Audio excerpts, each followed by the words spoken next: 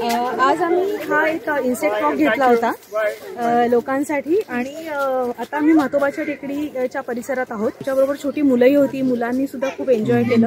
आणि युजली काय होतं की लोक जास्ती करून प्राणी पक्षी झाडं बघायला बाहेर जातात, पण किडे जे आहेत तर त्यांची माहिती विशेष करून कोणाला नसते। इनफॅक्ट किडे हा आपल्या बायोडायव्हर्सिटीचा एक खूप मोठा भाग आहे, पण ते अतिशय छोटे असतात, आपल्याला पटकन दिसत नाहीत आणि त्यांच्याबद्दल जास्त माहिती नसते, त्याच्यामुळे त्यांच्याकडे जास्त लक्ष जात नाही।